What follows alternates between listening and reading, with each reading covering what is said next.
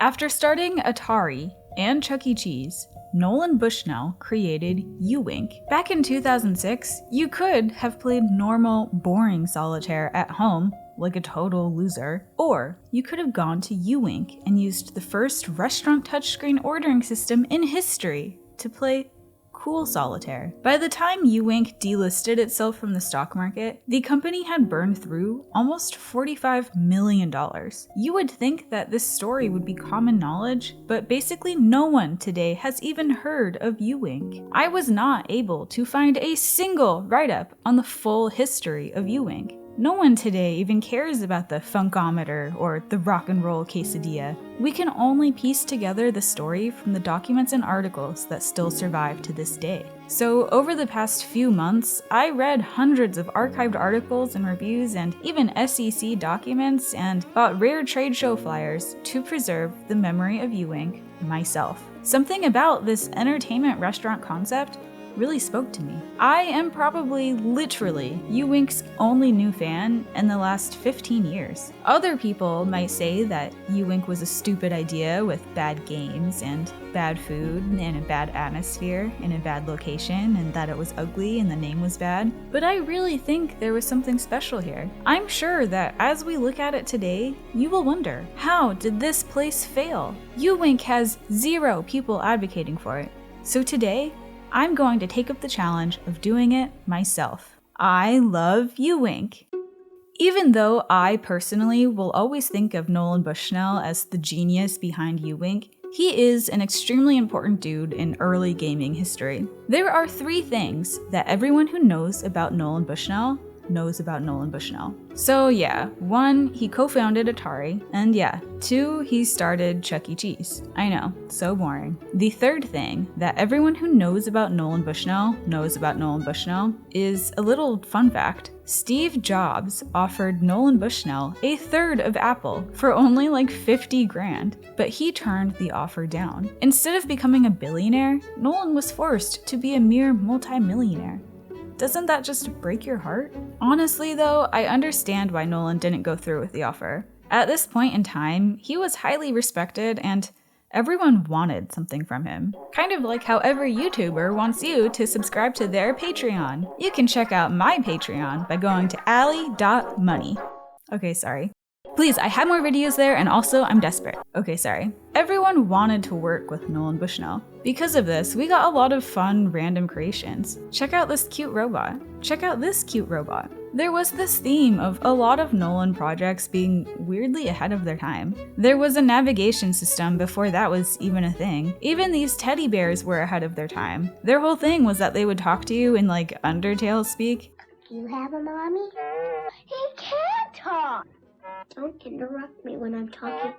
AG Bear, available in 3 colors. After doing a bunch of random shit for a while, Nolan wanted to try something new. He had an idea for what he described as Chuck E. Cheese on steroids. According to Nolan, it would be innovative and have a lot of group play. Chuck E. Cheese was out. Cuck Me Please was in. It was going to be called E2000. It would have video games, a restaurant, and a place to work out for some reason, and computer classes. And during after hours, it would turn into a dance club. I don't know how fully formed this idea was. E2000 was supposed to be revolutionary on the same level as Atari or Chuck E. Cheese. For a very brief period of time, this was talked about in the press. However, Nolan did not get to realize this group play dream. He was dealing with this very dramatic lawsuit that, actually, I don't have time to get into it in depth here, but it killed E2000. Basically, because of some stupid, boring business shit that started with the cute robot, Nolan Bushnell went through a legal battle against some scary investment bankers for like 15 years. It actually sounded like a nightmare. From what I could tell, these scary investment bankers were not nice at all. They were incredibly malicious and made things weirdly personal. They got a judge to okay them going into the Bushnell home with a sheriff to take his wife's shit to pay off his debt. Nolan lost both of his houses. They even tried to go after his eldest son's savings account that had $300 in it. Worst of all, Nolan's wife Nancy said she'd leave him if he ever tried to make another robot. After the whole lawsuit thing eventually ended, Nolan was excited to be able to try to make a name for himself again. He could finally bring his ideas to market. In the mid-1990s, he joined forces with a man named Muley Cohen at a company called PlayNet. They made some gaming terminals that could connect to the internet and stuff. There's two important things to know about PlayNet. One, it went bankrupt. They listed $19.5 million of liabilities with only $14,000 in assets somehow. The second thing to know is that Muley would later become a famous con artist, and he was sentenced to 22 years in prison for financial crimes and for being a little shithead. So who knows what exactly could have gone wrong with PlayNet? It'll always remain a mystery. Fucking Muley. Nolan wanted to start over by himself. He started a new company that would be a different take on PlayNet. This new company would be called uWink.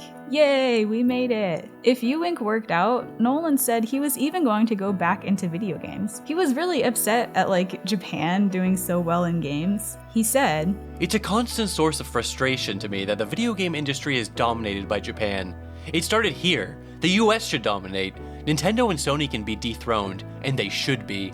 If uWink worked out, the entire gaming industry could change. Around the start of the new millennium, uWink started to begin operations. Unfortunately, they were not a restaurant yet. The original point was to do random hardware bullshit more similar to that old PlayNet company. My favorite thing they made at this point was a teddy bear vending machine called the Bear Shop. It was very popular. I can't find a picture of it though, which has been devastating for me. If anyone out there has a trade show flyer or something with the Bear Shop on it, will you please upload it to archive.org? I do have some uWink flyers. I guess it is possible that I might have all of them. I wasn't going to not buy a real piece of one of the best chapters in all of early 2000s digital entertainment history. We can see other uWink hardware on these flyers, which all look to be variations of the same exact gaming terminals in different cases. Apparently, they spent like $10 million making the software for these. Unfortunately, if you look at the old uWink message boards online, we can see that it was mainly people complaining that they never got the prize money that they won on these terminals. But still, I kind of love these. My favorite is the walrus. Here's Liza.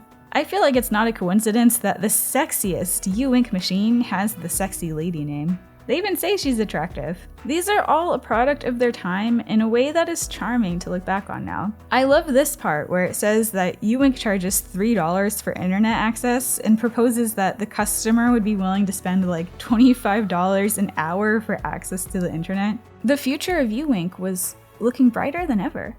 But then 9/11 happened.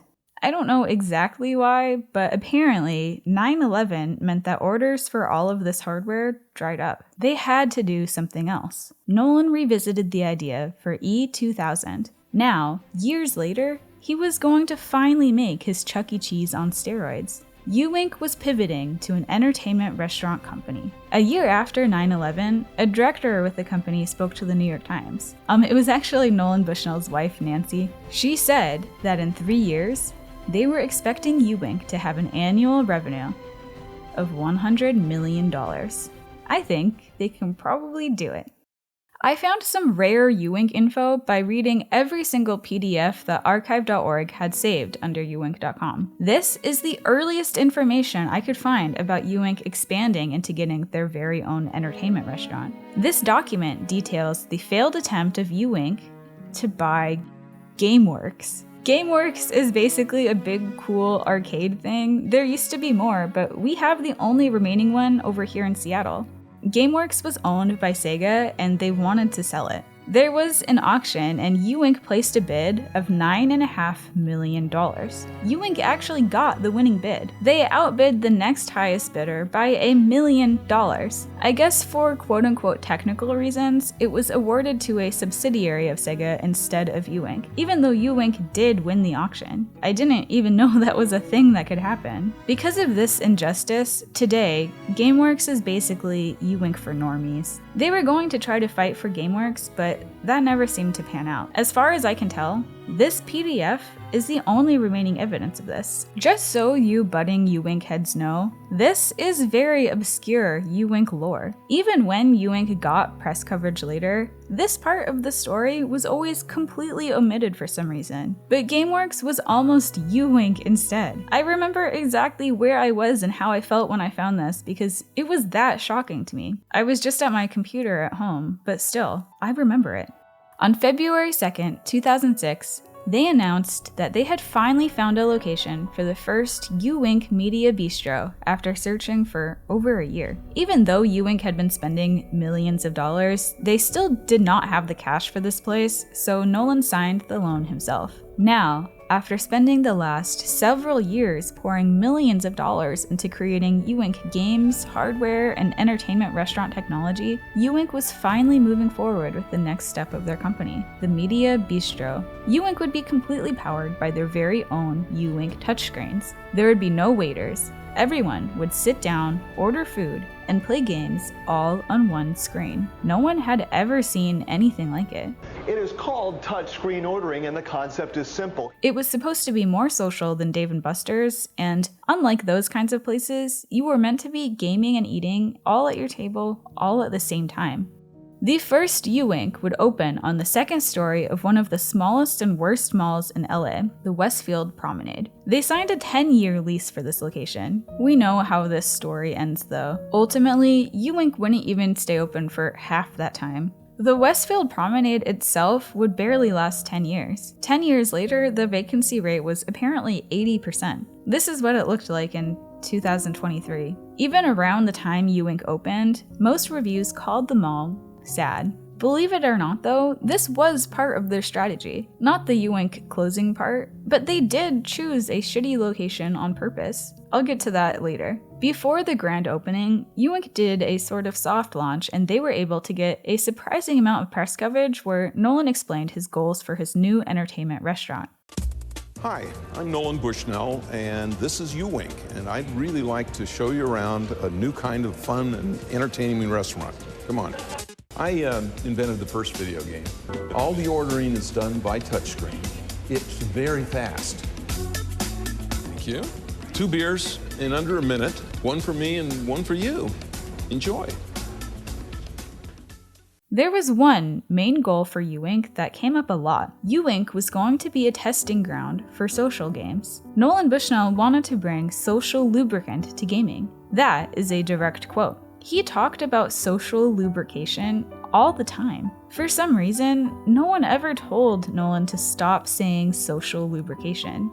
I actually even found a recent interview that shows he's still using the term even to this day. An early reviewer wrote an article that said he was able to finally understand the concept of social lubrication after actually going to a uWink. He said that after seeing people laugh while touching screens and moaning at someone's quiz answer, he could truly see that they were lubed up and ready to go. The concept was working. None of the games at uWink would ever be violent. Nolan believed that when video games went violent, they lost the women. Is that the idea here behind uWink? One of the things that made Pong kind of the perfect storm of games was the fact that it was 2-player. Women could play it better than most men. And I think, because based on the number that have talked to me, met their husband or wife playing Pong. I should say that our own Peter Barnes right now is playing Pong right now, and you're doing a decent job. I stink. At some point, Nolan started saying he wanted to target women aged 21 through 35 for uWink. He had this weird angle where he said that targeting a demographic of young women was really targeting everyone, because men would want to follow the women, and every woman wants to be 21. And he said when women are over 35, they all want to be 35. When we built uWink, we decided we wanted it to be aimed at women 21 to 35, under the theory that every woman that's older than 35 kind of wants to be and thinks of themselves as 35. Every woman that's younger than 21 kind of wants to be 21. And that all the men of all ages want that demographic, you know. As a 30-year-old woman myself, I can assure you that this does not make me feel bad about myself at all. This doesn't fill me with any existential dread or make me feel like I have no more milestones to look forward to in my future. This is possibly the most genius target demographic of all time. Talking about it publicly constantly is even more genius. uWink was ahead of its time in many ways. Again, first restaurant touchscreen ordering system in history. One of the early ideas was to incorporate microtransactions into the restaurant gaming experience. This was before most average people even knew what microtransactions were. Another early idea for uWink was to test commercials and consumer surveys for ad partners on the touchscreens. The New York Times asked Nolan Bushnell, could this be intrusive while people are relaxing? And he just said, beats me. If they don't like it, we'll stop it. This answer reveals the spirit of uWink. They were willing to try anything until something worked. It did not seem like anything could go wrong. When you first hear the name uWink, your first thought might be, wow, that is a terrible name. Or maybe your first thought would be, wow, that is a terrible dogshit name. We should bring back the breaking wheel. And look, I understand this initial reaction. For some reason, instead of choosing a normal name for a restaurant/gaming cafe thing, they used the company name uWink. But I found 2 instances of Nolan Bushnell explaining the name, and it really made me come around to it. Here's the first instance. We named it U for, you and me, and Wink for a little bit flirty. Don't you see where he's coming from? I found this next explanation for the name in a written interview. Nolan Bushnell was asked, why is your business called uWink? His answer was, I wanted a name that was playful. Short names are better than long names. See? I think that settles it. Now, don't you think uWink is a good name? Shortly before uWink opened, they were even featured on Top Chef as one of the locations they cooked in. It's 3 weeks away from opening as a new concept restaurant called uWink.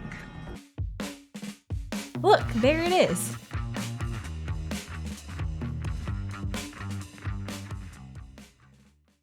uWink's grand opening was on November 30th, 2006. Everything the company had been building, all those millions of dollars, was culminating in this. If uWink could prove that the concept worked, this could be huge. If it worked, they planned to sell the uWink technology and open uWink franchise locations around the world. They wanted uWink to be a household name. If it didn't work out, uWink would have basically poured tens of millions into the entertainment restaurant concept for nothing. A lot was riding on this.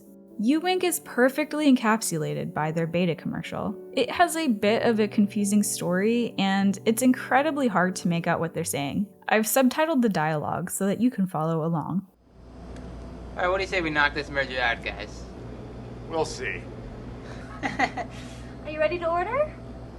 Come on, Buck. I can't read. What?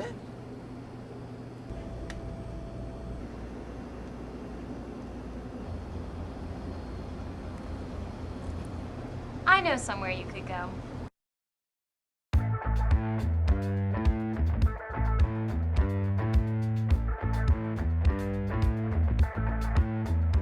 Also, I cut the original music, but right now in the trailer, it's actually blasting Magic Carpet Ride by Steppenwolf for some reason. This looks amazing. It's important to stress that this was brand new technology. This is a perfectly normal reaction to uWink. Most people weren't using touchscreens all the time. I think the Nintendo DS was the first time I ever used one, which had a similar slogan. Steve-O, with a touchscreen, I can beat your ass with one finger! Nintendo DS. Touching is good. Good kitty. Okay, actually, I do need to mention a little tidbit I noticed about this commercial. The name Buck seems kind of random for a uWink commercial, right? Are you ready to order? Come on, Buck. I watched this commercial countless times, and I always thought it was weird. I remember rewinding this part over and over because I wasn't sure if he was saying Bob at first, but you can hear the K sound.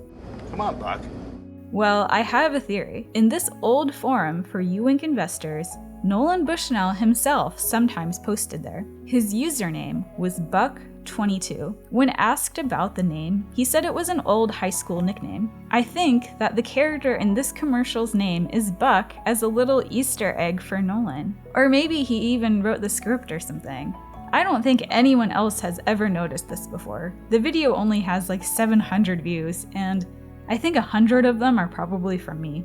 Anyway, after the first location, they would later open 2 more uWink-owned restaurants. It was kind of like uWink was a lemonade stand, only it was manned by a robot that took millions of dollars of research and development to create. You'll have to sell a lot of lemonade to make up for the total costs of that robot. They said the first location was developed at a cost of around $1 million, and that it was capable of making $3.5 million a year. But apparently $12 million had already gone into the entertainment restaurant concept, and at this point they were $20 million down in total. Exact numbers were hard for me to track down at specific points in time. But basically, they were going to have to open a lot of uWinks to start making a profit. A lot of people looked at early uWink with cautious optimism. I loved this review from a blogger named Caroline on Crack, who said, "This definitely looks like a restaurant for gamers, which is very forward-thinking. But I'm wondering if it'll also be too intimidating an interface for all others." I do have to admit that the raw technological progress of this touchscreen is intimidating, and unfortunately, they did not always work. But we'll get to that later. According to a random PowerPoint presentation I found from a talk that Nolan gave, uWink was apparently doing surprisingly well at first. This was a good sign that they would be able to open even more uWink locations. The future of uWink was looking brighter than ever. But then, January 6th happened. January 9th. On January 9th of 2007, only a month after uWink's grand opening, Steve Jobs introduced the iPhone to the world for the very first time. Now, you didn't have to play shitty casual games at home with Flash. You could play them anywhere, with an iPhone. On a touchscreen. Are you fucking kidding me? This was a problem for uWink because they were all in on shitty touchscreen games. The novelty that you felt when stepping into a uWink was robbed by Jobs. Unfortunately, most of uWink's games were out of date by the time most people ever even stepped into the place. This must have also sucked on a deeper level too, because Nolan Bushnell could have owned a third of Apple. Instead, he was stuck with uWink.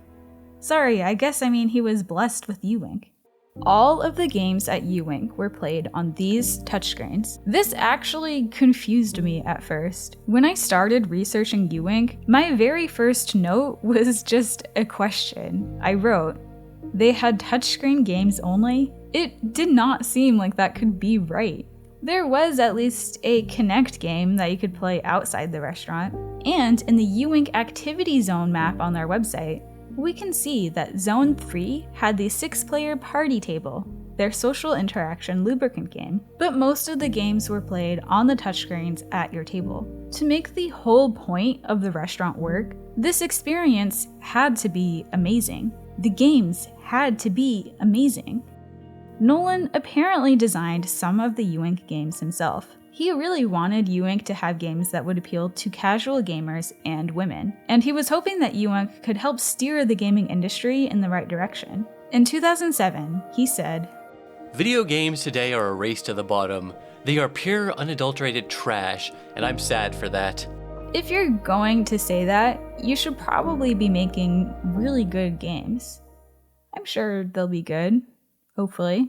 My favorite one that I found was this wine tasting challenge that would teach you about wine. This one actually incorporates the game and the experience of being at uWink together in a unique way. If they had made more drinking games, that could have made for an incredibly unique experience they could only have at uWink. There was also this idea for you to be able to play against other tables and uWink locations across the world. They did have a couple restaurant-wide trivia games, but anything multiplayer usually did not seem to work. As far as uWink games go, all of this was basically the best they had. The one other highlight in the uWink game library was uWink's Truth or Dare. We have all kinds of fun stuff, Truth or Dare. What kind of game is that? It's a game in which you can have a lot of fun. We made a mistake early on by letting some of the cocktail waitresses do the dares. We almost lost our liquor license. If you can imagine the combination of alcohol late at night and a prompted game, one of the questions was, or the dares was, exchange a piece of clothing with the person on your right. That can get out of hand. Some people actually loved it. It made others extremely pissed off. In this scathing review in the book LA Bizarro, they dedicated a piece to uWink. It was called Having Sex with the Whole Family at uWink.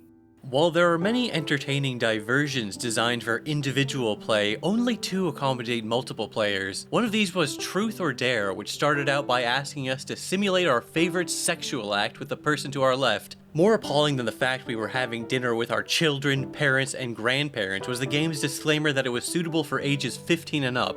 15?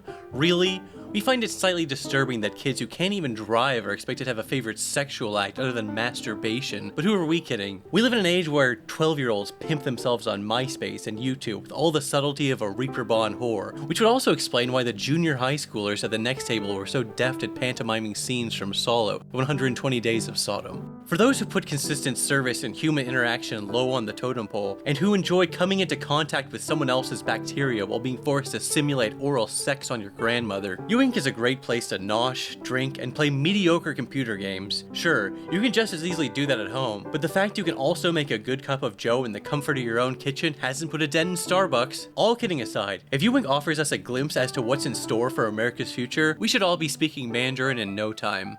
Yeah, I don't know what the hell they were going on about at the end there. uWink was an American company. Besides that, they also had Pictionary. Awesome! For most of the rest of the games, though, they repurposed older uWink games. On the old uWink website, below a banner image expressing their sympathies for victims of the 9/11 attacks, we can see some of uWink's earliest games.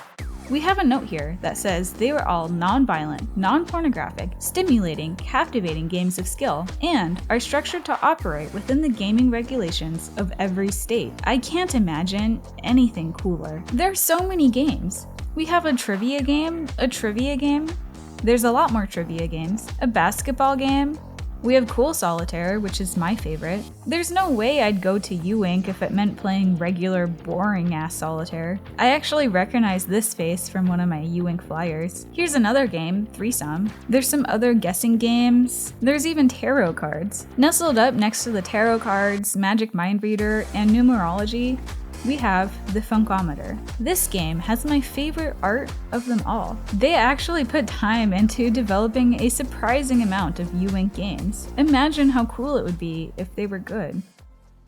This is just a game theory, but I think there might have been one secret uWink game. They had a cryptic tweet that said you could touch the uWink logo and enter a code to guess the bands. I think that maybe this could have been some sort of secret game about guessing something about bands. It does sound like that would be the kind of game offered at uWink. Also, I felt so bad looking at their Twitter because almost none of their tweets had any likes. It seemed like Nolan was pretty confident in the games because the release of the Wii had brought a new rise of casual gaming. He mentioned this a lot. Unfortunately though, the difference between the Wii and the uWink games is that Wii Sports was actually fun. The only reason I think people ever played any of these games before the uWink restaurant opened was because they wanted to win money. Sorry, I am trying to be pro uWink. I bet this palm reader game was actually cool and fun. Even if the games did suck, we have no way to confirm that ourselves, because uWink games are lost media. Sadly, there was never a big preservation effort for uWink games. As far as I can tell, these are lost. I know there has to be someone out there who would be happy to play the uWink games again. Like, maybe Christy, who said this in a review. "This place was cool. My husband and I were fighting and we went here to eat. We got distracted by the games and started having fun, which was very cool." That is exactly the kind of social lubrication that Nolan wanted the games at uWink to spurt. There is one game that you could play at uWink I found that you can still play today. Dinko Slingshot.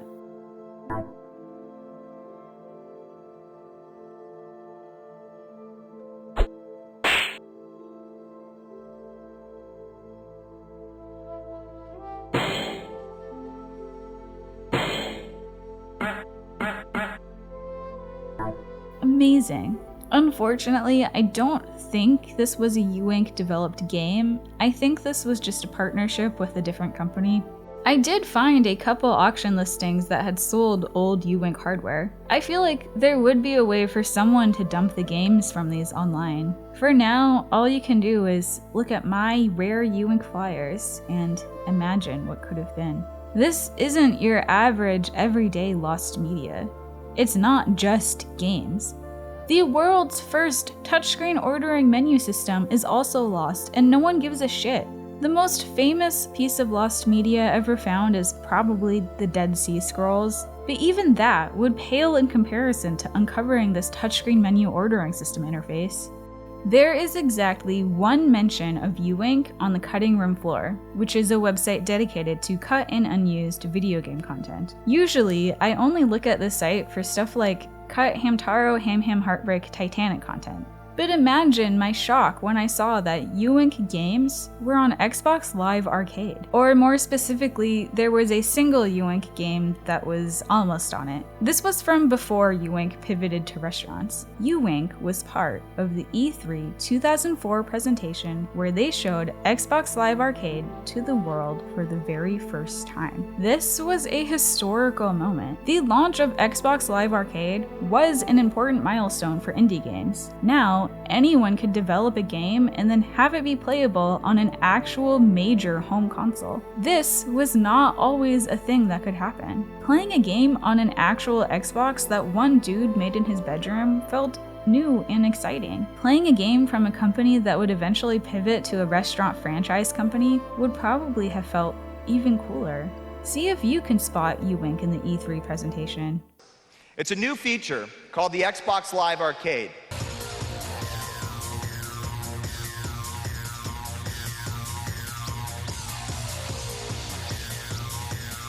Let's play that back one more time.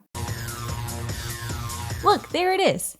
The uWink Trivia Pack. It was to be updated on an ongoing basis. They said they could develop trivia focused on a broad array of categories, including sports, current events, or partner brands. Amazing. For whatever reason, this was cancelled before release. This one screenshot might be all that remains today of uWink on Xbox Live Arcade. More like Xbox Live Arcade.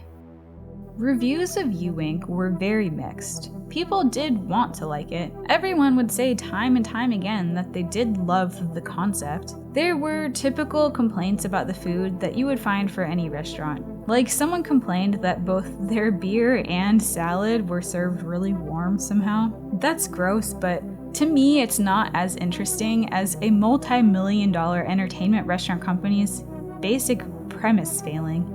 Even though people may not have liked the experience, it was still an interesting one. The touchscreens just did not work very well, which meant the whole point of the restaurant did not work very well. A tech blogger detailed his experience from this angle.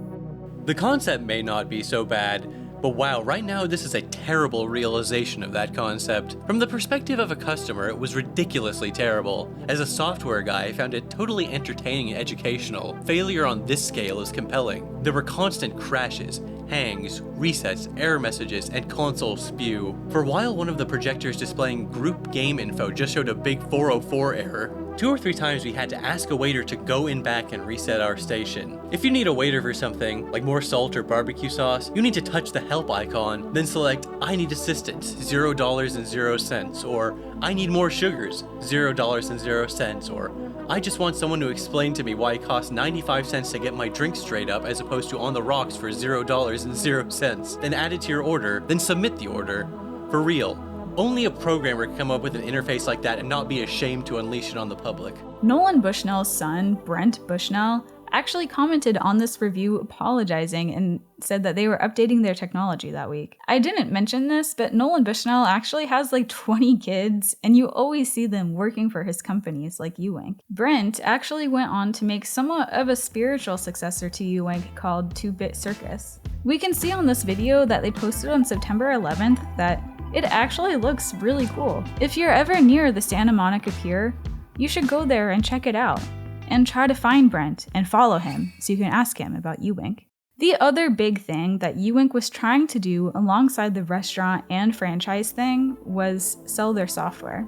That was a big part of what could potentially launch them to actual success. Unfortunately, that's going to be a hard sell when your technology is underappreciated by everyone, because it sucks. People's experiences with these touchscreens dictated whether they had a good or bad time at the restaurant that day. Very often, they just would not work.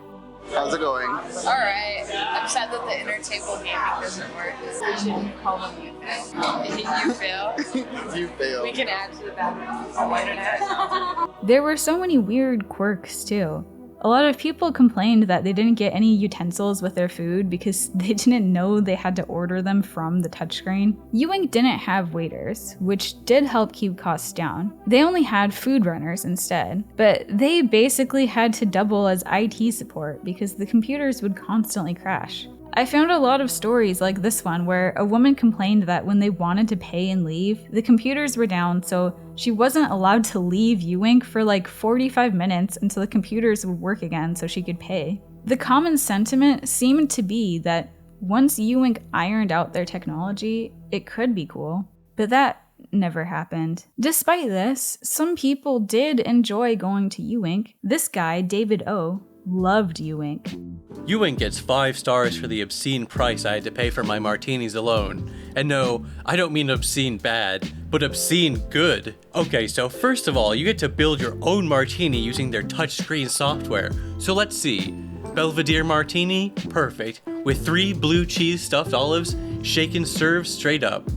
Hand fucking stuffed blue cheese olives? 3 of them. And how much did I pay for this elixir of the gods? Yeah, $8.75. I think I just came. I could pretty much end this review right here and you got enough details to warrant them 5 stars. But really, it doesn't end there. You want service? Another drink? Limes? Food? Silverware? Hell, I didn't check their software long enough, but I bet you could tap blowjob on the touchscreen and one of the waitresses would come to service you. He goes on and on like that for a while longer. Okay, like, even though I also like uWink, and I like his passion, I don't think I want to be grouped in with that guy. Most other reviews were like this one that said, uWink, I've got some news for you. You stink! Your food is gross, your games suck, and your restaurant is dirty. Or this one, I prefer hell over uWink. There were a lot more reviews like these than the ones proclaiming their love for uWink. I, however, love uWink. I read every single online review for uWink. I read all the horror stories. I'm still sad that it closed. For a brief moment of time, you could walk into a uWink, order a drink called a screaming orgasm, order some nice, greasy finger food like french fries, and then play cool solitaire on a touchscreen that hundreds of other people have used. I love this. uWink was never a completed, polished concept, but that was by design. The whole idea was that it would be this living, changing thing, which I do love. In a review by Nancy F., she gave a detailed account of her uWink experience. She said that she thought the touchscreen concept sounded interesting. She complained that you could get all the games for free from AOL, and she left us with one parting question. By the way, what was up with all those pictures of people's feet fading in and out on the walls? Gross. This, to me, is exactly what made uWink special. In the videos that I found of uWink, I saw maid cafe-style girls. I saw Spider-Man vs. Batman. I learned so much. Reviews said that you could win prizes like teddy bears or women's underwear. For Mother's Day, you could send the restaurant a picture of your mother ahead of time so that you could surprise her by having her picture projected onto the walls when you got there. uWink was different every time you went. For me, uWink represents a time when advances in technology were new and exciting. contrast that to now, when advances in technology are somehow both scary and stupid. But back in the uWink days, even when the tech was bad, it was still at least funny. Somehow we've lost this over the years. uWink lies suspended in a place between futuristic technology and charmingly hilarious public failure. I mourn it. The story of uWink depicts a time in history when we didn't know how good we had it. After the first uWink restaurant had been open for a while, they did make some moves to open more company-owned restaurants and expand via franchising. They were going to open new uWink restaurants in Canada, Texas, and even hell. The future of uWink was looking brighter than ever. But then 9/11 happened. Sorry, that already happened.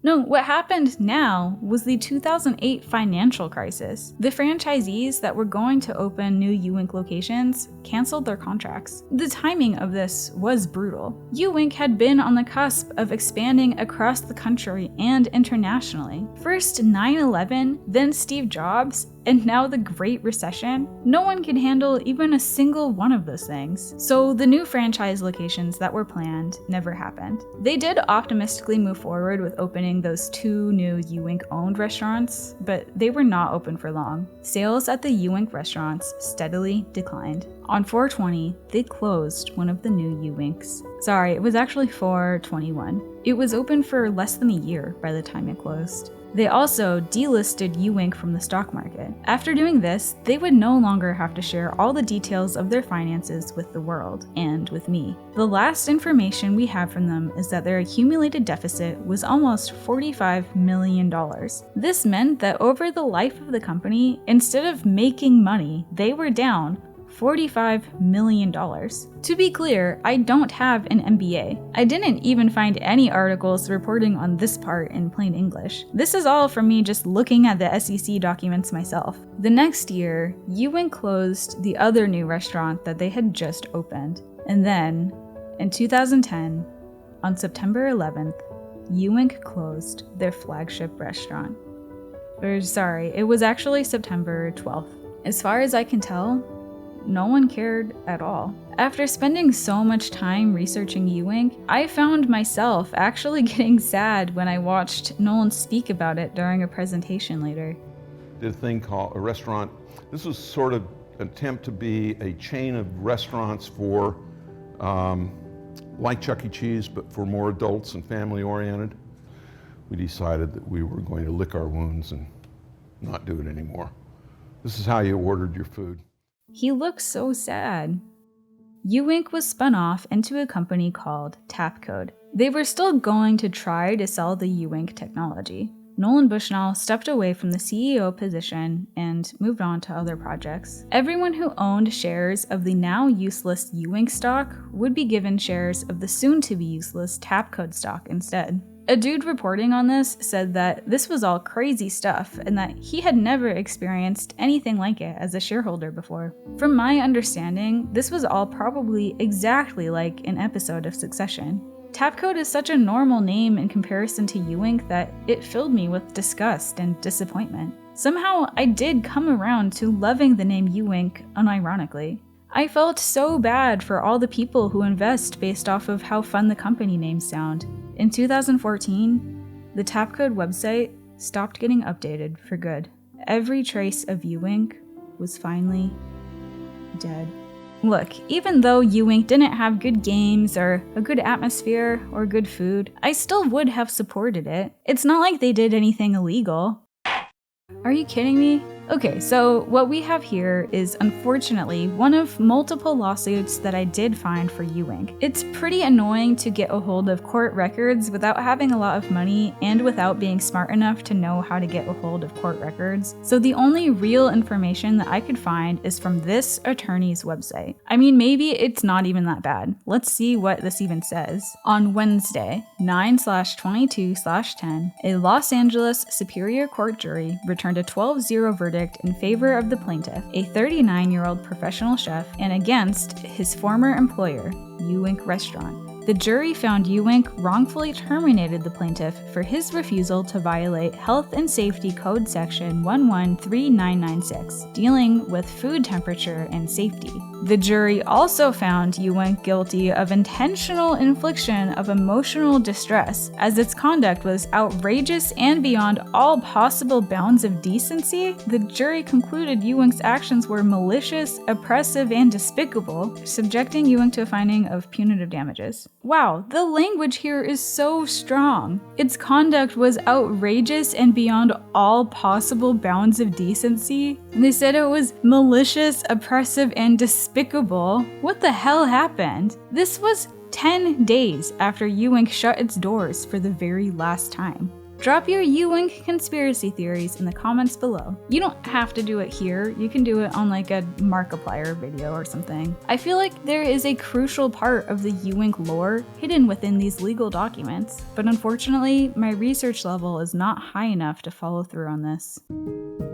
So why did uWink fail? I don't think there is one single answer. Some people blamed the location of the restaurants. We can glean some insight into Nolan's methods in this old forum post that he randomly left on the Investors Hub forum for uWink investors. He says here that he thinks success can be found by figuring out what rules could be broken. He uses location, location, location as an example. The first uWink apparently did well despite its shitty location, so there he has a point. I interpreted the rest of this as him basically saying that the real goal in the long run would be to sell their technology. He said he wanted to figure out a model that was substantially more profitable than a normal restaurant. So when uWink delisted itself, it had almost $45 million in accumulated losses. In 2006, when he left this comment, the number was half that. Nolan pointed out here that if he was right about uWink, they'd have $20 million in loss carry forward, which I guess means they wouldn't pay taxes on any income until they made $20 million.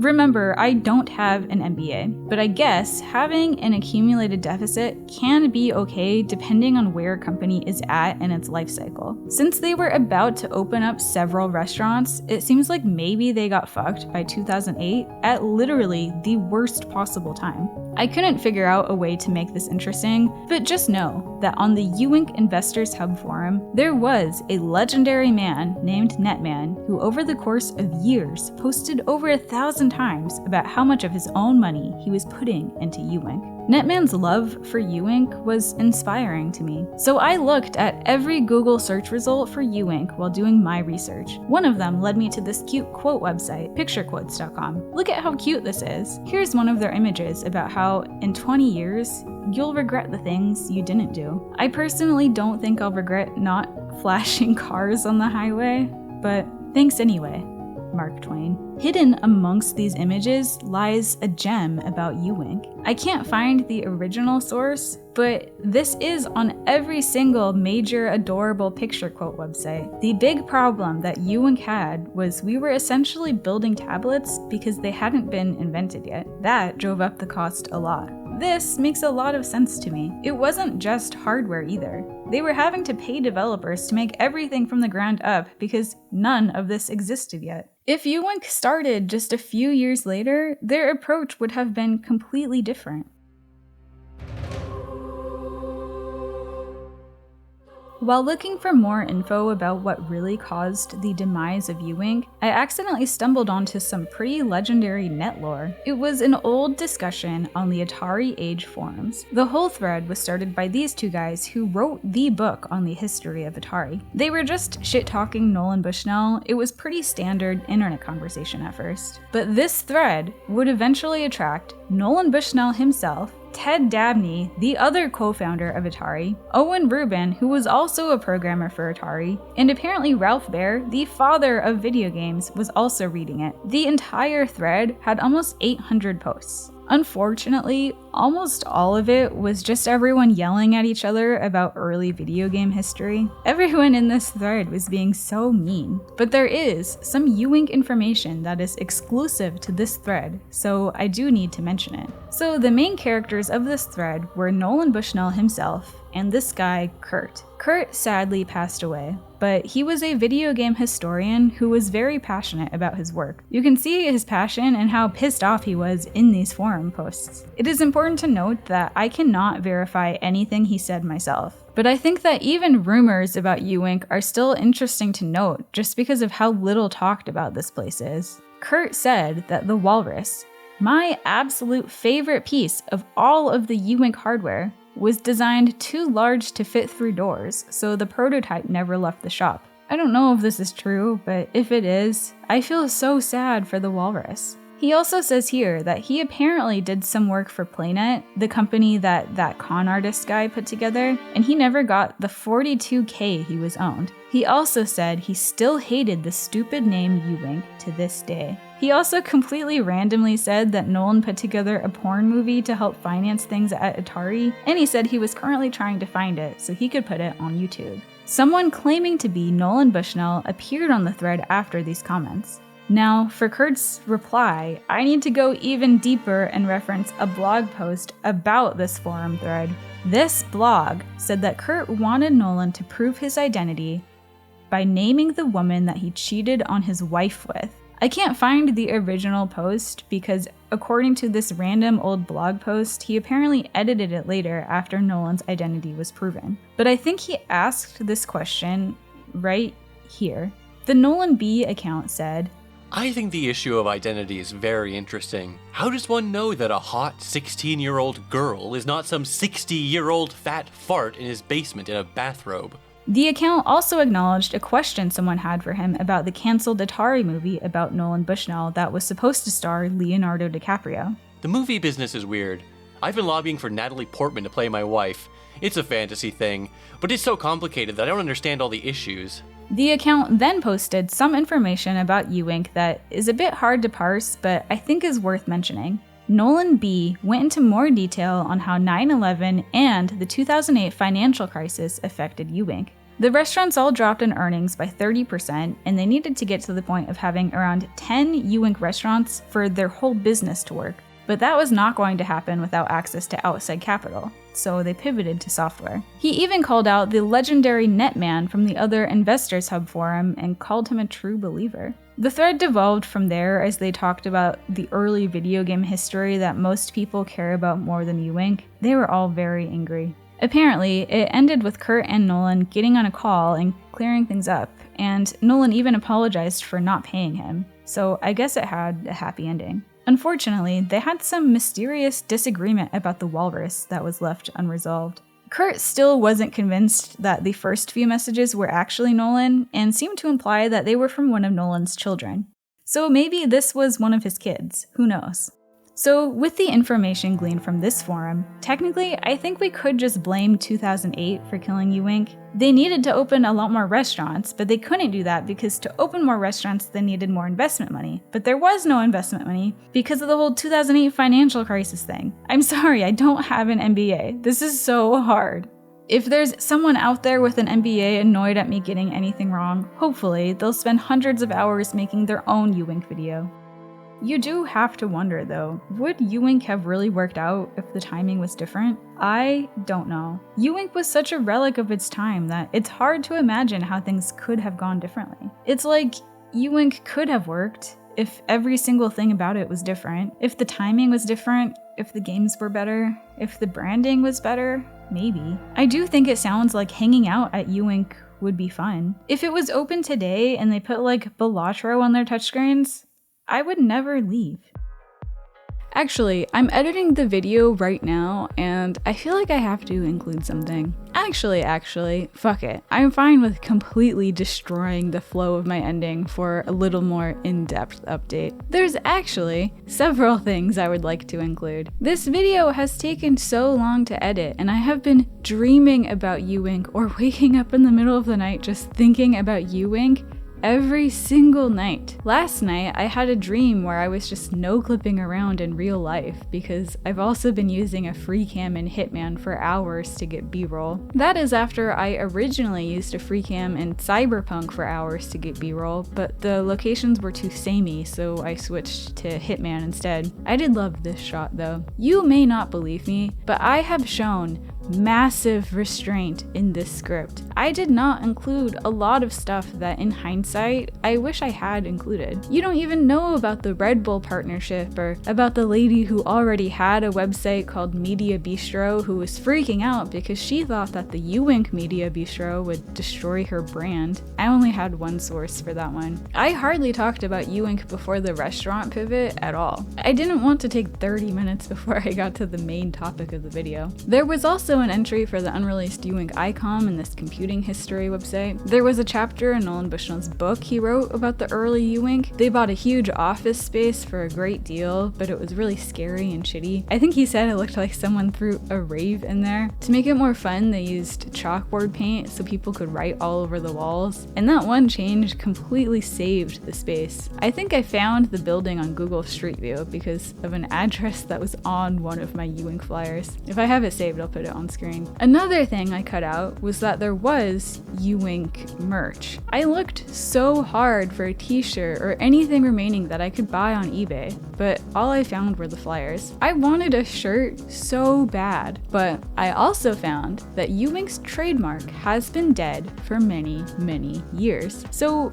by taking advantage of a legal gray area, I should be able to sell my own uWink merch. Until I get a cease and desist or go to jail, I will make it my mission to revive uWink in the form of t-shirts and merchandise myself. I've been squatting on the domain meowers.com for years now, so I set up a new store there. I'll put the link in the description. I think Nolan Bushnell himself would have to actually care enough to enforce this to make me stop, or maybe the storefront could automatically take it down, maybe. We'll see what happens, I guess. Anyway, what this interruption was really supposed to be about was a comment in a Reddit AMA from Nolan Bushnell. Nolan was asked if he considered Wink a business failure. I mean, it objectively was a business failure, so this is a stupid question, but that's not the point here. Nolan blames himself for killing uWink. He said, yes, the company was just beginning to have traction when the 2008 recession hit. Because the company was still in the fragile state, it couldn't sustain the downturn. I view it as my mistake because I chose to grow instead of cutting back, hunkering down and waiting for the economy to rebound. I mean,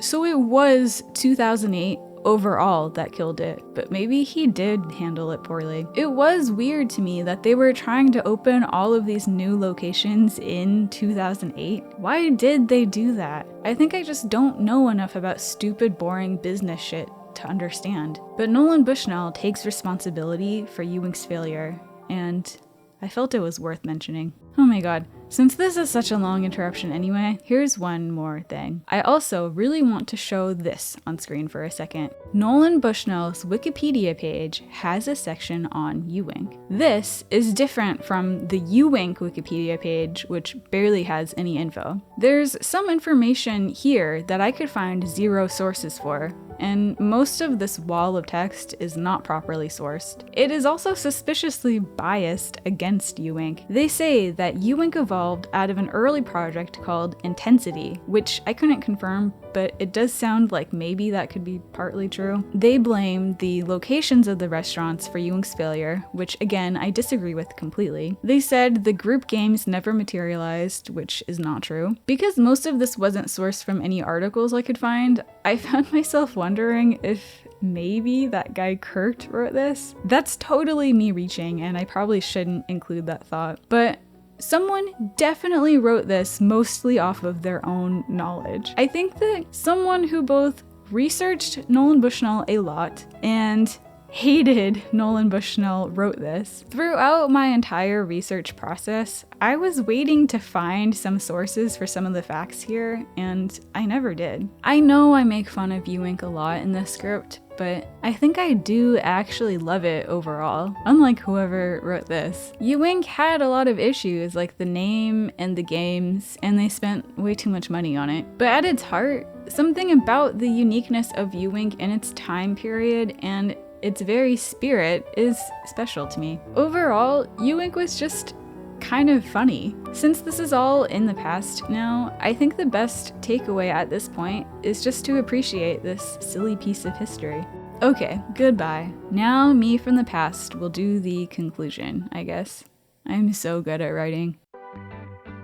The magic and sadness of uWink is that a place like this is only remarkable in hindsight. uWink was full of contradictions. It was a restaurant of the future that was out of date by the time it made its debut. It was awesome and stupid, but still lovable. And maybe a little evil since they wanted to eliminate as much waitstaff as possible, and they were an early adopter of microtransactions and those mysterious lawsuits. But uWink is dead anyway, so we can ignore that for this conclusion. If a uWink opened up in my city, I would go tomorrow. And if you watched this whole video, I'm guessing that you would go too. And maybe you would also subscribe to my Patreon. Sorry. uWink is, for some reason, incredibly inspiring to me. Nolan Bushnell had so many startups before uWink, and he's continued to keep trying again and again, even after so many failures. Doing something really stupid every now and then is the price to pay for doing creative things in life. He is 81 years old now, but maybe the next project could even be the future of gaming itself. All of his projects were weirdly prophetic. Let's look at what Nolan Bushnell is doing now. It could be the future of gaming. I think it's some crypto thing? Never mind.